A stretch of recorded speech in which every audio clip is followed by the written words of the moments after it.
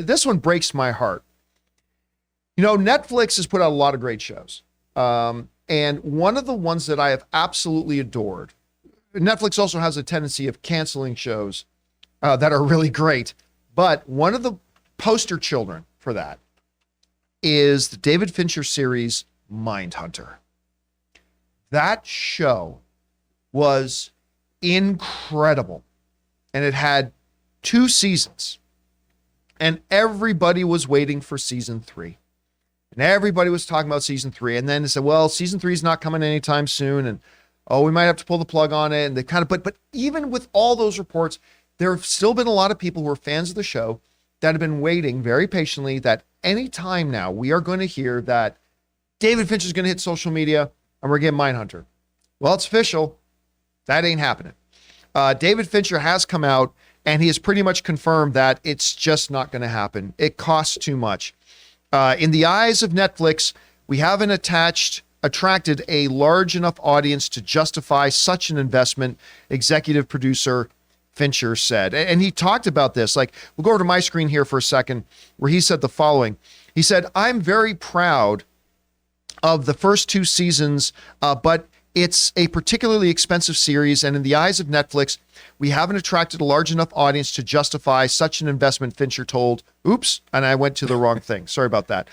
Fincher told, where do we go? Oh yeah, Fincher told the Journal, I'm not going to try to pronounce it, I don't blame them. They took risks just to launch the series. So, I think, unfortunately, for us who are fans of this incredible show, we have to say this is the final nail in the coffin. It's now done. I think a lot of us have held on to at least a little glimmer of hope. In Netflix's defense, they've never said, well, maybe we'll bring Mindhunter back. Like, nobody's ever said that, right? But I think a lot of us who have really loved this show, we're always held on to that little bit of hope. But really, when you think about it, that, considering they were remaking the world into like the 1960s thing every single week, that would have been a tremendously labor-intensive and expensive show to do. And maybe it just wasn't drawing the audience that it needed. And it really sucks because this was world-class storytelling, world-class performances. I loved this show, but it looks like it's not coming back. Chris, I don't know, despite this, do you think there could still be maybe a chance it comes back at some point? Or do we just now have to get to the acceptance phase of this and say, yep, I guess Mindhunter's done? What do you think? I feel like that's what we need to do in this grieving process, because this feels like the nail in the coffin. And I'm so sad because I loved this show. As much as I don't like horror, I do like something that's psychologically spooky, and I like doing stuff like this. And Mindhunter was so well done and so well executed. Jonathan Groff was incredible on this, but this is an expensive show. I know a lot of times when we think of price, we think of special effects and post-production. Yeah. But doing something that's set in a specific time period is incredibly costly. Costuming, cars, the technology, and all the props you're using, not to mention all those different prison sets and having different places within the times they're working in. It really, really does add up. That being said, Netflix, what is wrong with you? This is so good. And this could have been such a prestige show for them too. One, if they properly marketed things, but I think two, if you kept this show going, the actors on this are incredible. The scripts are wonderful. I really think this could have done so much for the streamer, but c'est la vie. Rob, you hear what Fincher's saying now? This sounds like it's definitive. This ain't coming back. What do you think about this? I think this, in a way, it's kind of a show before its time. Yeah. Now it's 6 years old, and if with all the murder mysteries and the things that have become popular on streamers in the last 6 years, especially during the pandemic, this show could have had a huge audience. And of course, because of the way, and Anna Torv, maybe she wouldn't have been Seth. So good in this. It bums me out because this show was incredibly smart, and the storytelling, like everything Fincher does, it was so elegant and so well done. The acting, I didn't know much about Jonathan Groff, and he's become one of my favorite actors because of this show. All of them were great, and then the guy who played the actor who was the serial killer. The one that they kept talking to, who was on Umbrella Academy. Yes, he's wonderful. He was awesome in this, and then they were leading up to the was it the BTK killer? At the end of every episode, they would show. It's really unfortunate, but again, it's one of those great shows like Rome, that only lasts 2 seasons at HBO, and you're like, wow, but it was too expensive to keep going.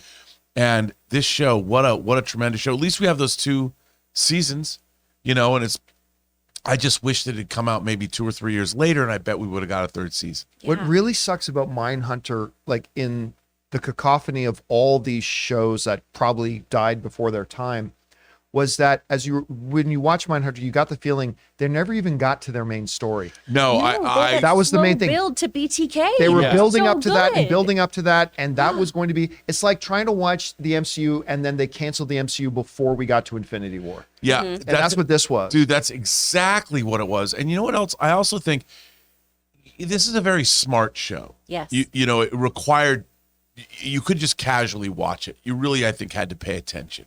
And I think that might have been, it was niche in a way, at least then. Bums me out. But there is the book that it's based on. All right, guys.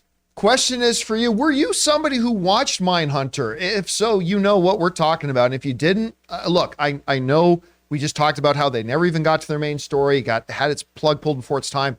Do go watch the seasons that are there because it is fantastic television. Whatever you guys think about this, jump down to the comments section below and let us know your thoughts. We want to thank a sponsor of this video, MasterClass. MasterClass offers classes on a wide variety of topics, all taught by world-class instructors at the very top of their fields. Each class is broken out into individual video lessons, usually around 10 minutes long. And MasterClass is completely accessible on your phone, the web, smart TV, and available via audio mode to listen to classes on the go. They have over 2,500 video lessons from over 180 of today's most brilliant minds. They're all available anytime, anywhere on iOS, Android, desktop, Apple TV, Amazon Fire TV, and Roku. Now, obviously around here on the John Campea Show, we love our movies, so why not learn filmmaking from Jodie Foster, or maybe directing from Ron Howard himself, or the great Neil Gaiman doing his masterclass on the art of storytelling. And you guys have heard me talk about my favorite masterclass, Business Strategy and Leadership by Big Papa Iger himself, Bob Iger, the new and returning CEO of Disney. So guys, I highly recommend that you check it out.